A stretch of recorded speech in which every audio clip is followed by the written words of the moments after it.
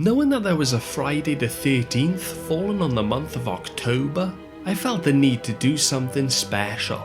I just had to create a video of another oldie from the past, but remastered for a new generation. This cult classic piece is a 2020 remaster of a game 15 years on from the original, and it gives me so much hope that it will inspire other developers to remake old classics of their time. A new game means new trophies. Destroy All Humans is a game where you play as an alien called Crypto 137, terrorizing 1950s America, parodying the Cold War era alien invasion films. He has been sent to Earth to harvest ancient Furon DNA from the human race, since the Furon race are slowly dying out from a lack of pure DNA. For those who haven't played the game before, I won't spoil too much of the story, but certain trophies will relate to the main missions. So join me on the evil side of a 1950s alien invasion story, at the height of the geopolitical Cold War tension between the United States of America and the Soviet Union. Communists, step aside. Russia, cut it out. The Furons are here to take over, using new, unique, powerful weaponry such as the majestic anal probe gun. Pose as humans to infiltrate the ranks and go through areas undetected. Use psychokinesis to read minds and volley people through the skies, along with any objects you can get your mind on. Obliterate humanity's primitive architecture with our flying saucer, burning entire cities into dust and rubble. The graphics and gameplay overhaul was well needed. It's always great to see games with a cult following getting remasters for a new generation to play. A little pet peeve of mine, however, was that I wasn't too much of a fan with the reanimated, over-the-top, goofy character styles. Thankfully, the silly and political humour certainly makes up for it, keeping you engaged whilst you get used to the new animations. But of course, this isn't a review. This is me, being eager to platinum, destroy all humans. Starting on the first mission, we get a trophy for entering a new area. After making an announcement for the cows, then being chased by a farmer with a shotgun, we extract his brainstem for the next trophy.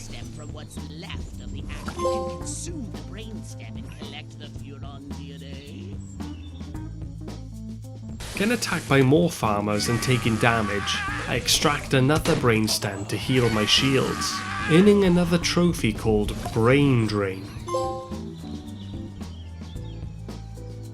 There's also a trophy that I'll be working throughout the whole game to get, which is to complete all optional objectives. Some are simple and silly, such as killing a farmer's wife using a chicken. I'll pop in with these every now and again just to give context to how tricky and time consuming it takes to do so, as if you fail, you'll need to restart the whole mission, which is an absolute headache. Just when you're having a laugh, throwing cows and extracting brains, it gets even better. We jump into the saucer and start eviscerating the whole area, bombing buildings and shooting the death ray at the military. Crypto, I hereby give you official permission to destroy all humans. He said it. He said it.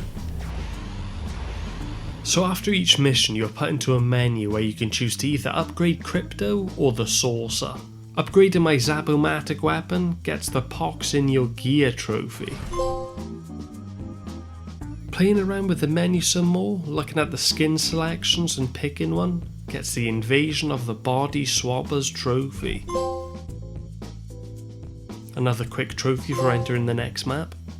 We move on to using the Holobob for the first time, which makes us take up a disguise.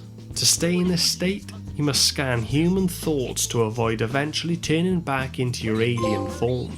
Doing this for the first time grants us the Covert Thoughts trophy, by staying covert by scanning primitive human thoughts. What the hell's going on in that car? Now with this next trophy, I made a mistake of mispressing a button, which I'll do a lot during this playthrough. The no time to waste trophy is supposed to be earned by killing an enemy with a weapon and a psychic ability in unison, but I got it by pressing the shoot button on my Zap-O-Matic and having a holobob disguise on at the same time. Oh, didn't mean to do that. Okay, so further on, we're in the saucer and we have to destroy the fair. The optional objective is to destroy buildings with the Abducto beam, and of course doing this for the first time gets us the rejected for probing trophy. Oh, I gotta be honest, using most abilities in this game for the first time usually relates to a trophy, so we end up popping lots of stuff like that throughout the start of the game. Continuing on messing about with the controls, we get an amusing trophy called As Is Tradition, which was to abduct a cow with a saucer. As is tradition, abduct a cow with your saucer. In the next mission, humans are doing experiments on cows, making them zombie-like. Because of the radioactivity of the cows, they can explode if thrown. An optional objective is to throw a cow at a scientist. Because there was a group bunched together, we unintentionally get a trophy for killing multiple humans with a human-made explosive. During the next mission, we have to take an identity of the mayor of the town. We need to deny any strange events that have happened during the past couple of days involving the disappearance of Miss Rockwell and the radioactive cows. Showing the humour of the game, we get multiple choice answers to pick from to reply to the town's questions. Crypto needs to win over the crowd, and of course, I would pick the most over-the-top answers to see what the reaction was. With it being a comedy game, I just had to pick Blame the Communists. And of course this leads to funny dialogue. Blame communism. You want to know what's been going on around here? I'll tell you what's been going on around here. Communism, that's what.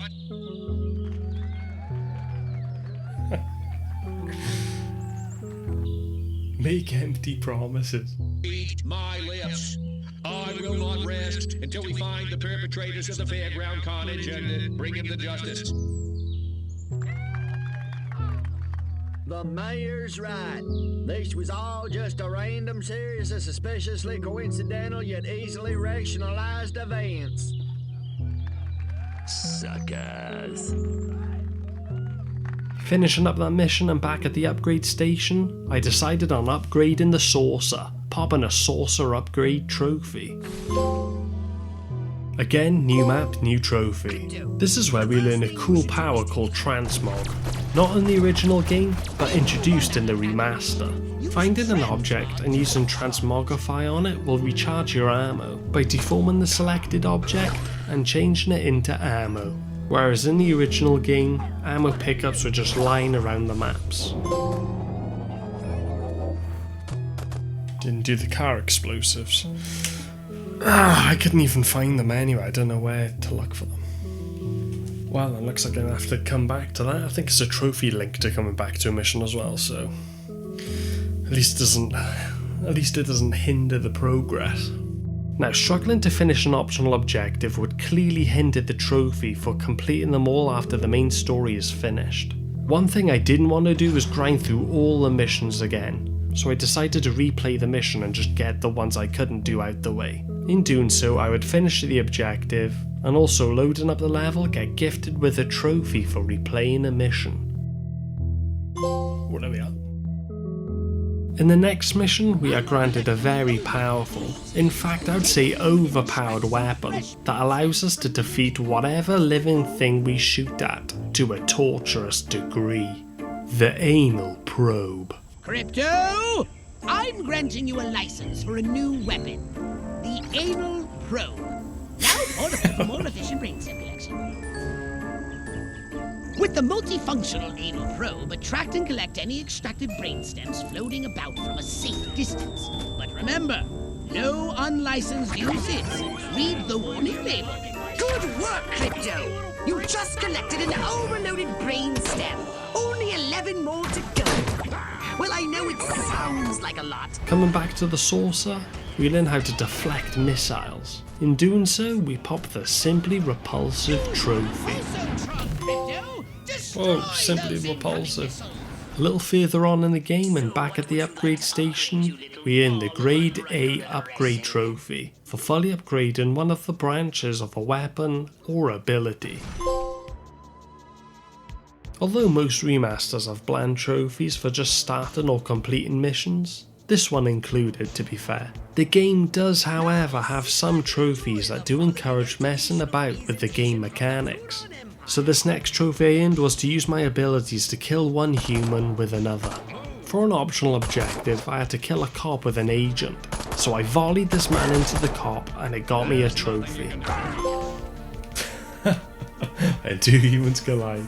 A few seconds later, carrying on defending the holotape plane to hypnotise people at the car movie night, we achieved the Fly My Pretties trophy for throwing a human into the air and juggling them. I gotta be honest, another accidental trophy pop for me because I was just button mashing my way through this mission. Struggling on with the missions and dying so many times, we eventually get onto our next trophy reward.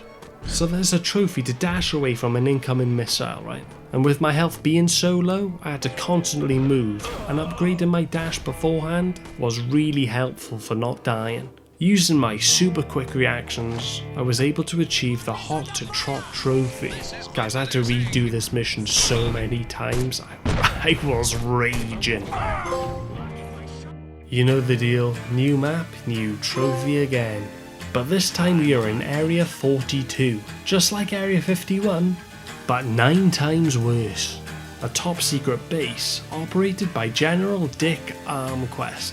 Nothing trophy related for a while here, but we do find out where our previous crypto that crash landed was taken by the secret agent forces called Mystic. They're trying to reverse engineer the alien equipment and create mutants with psychic abilities just like the Phurons can. So we had to put an end to them.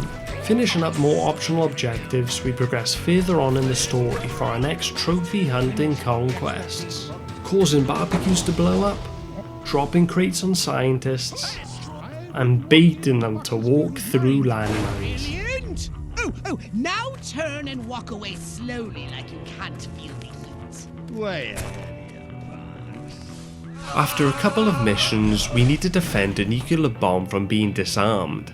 We plan on using it to blow up their airbase. Completing the mission starts a cutscene showing the majestic agent leader called Silhouette, the main protagonist of the game. This figure keeps on making more regular appearances due to Crypto's successful tasks. Getting shot down by new human weaponry, Crypto crash lands in a new area, popping another boring trophy for being in a new location. New mission, new trophy. Moving on and escaping, finishing more missions, completing optional objectives, we finally get to the most exciting trophy you will earn.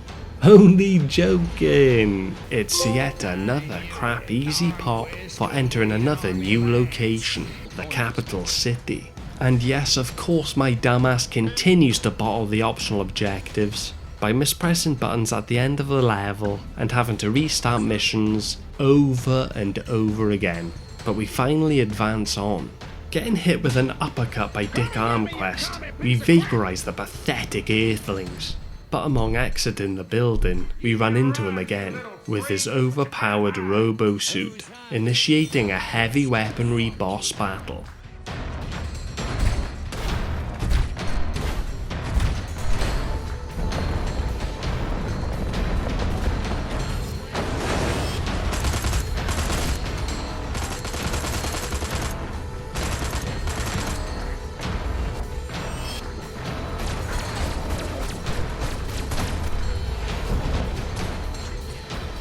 Three rounds of taking his health down, using up all of our ammo to destroy, we finally take the guy out for good.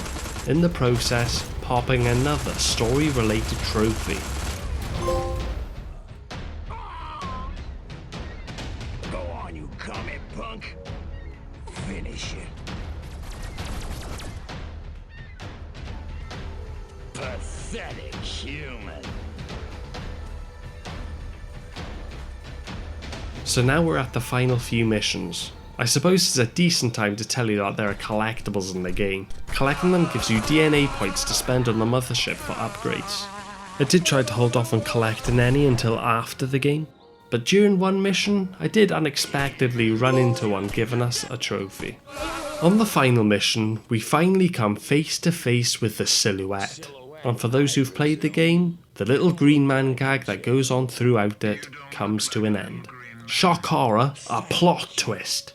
A little dig here taking a piss out of the gender roles of the time, as the 50s is viewed as a period of conformity, with men being the people having the political careers. For this mission we'll have to run to the saucer and try and take out the Robo-Prez. As its health goes lower, further through the city you go, whilst the robot attacks and gets more vicious as we progress. After a stress-inducing level, dying so many times, we are on very low health, but so is the Robo-Prez, and thankfully I upgraded my saucer's repulsotron, so now if projectiles are shot at me, I can redirect them back to the enemy targets. This ends up taking the big guy out for good, and earns us the Impeached trophy. Yes, impeached. Destroy the pathetic human attempt at a robot overlord. Eventually we get to the boss battle with Silhouette, in an annoyingly lengthy battle, as she takes down our shields with ease. We will have to shoot her before she can get a big damage on us, and every now and again we will have to take cover as the Robo-Prez core charges up and flames up the entire area. As time ticks by, we finally get her health low enough to take her out, earning the endgame trophy. Yes! For the glory of the Furon Empire! Back into the mission complete menu, we at last unlock the mandatory option trophy for completing all the optional mission objectives. Holobobbing as the president, Crypto announces to the Americans that there was no alien attacks, but a communist invasion. Before moving on to the challenge modes, I looked at the trophy list and realised there was one in the main menu that we could get really easily.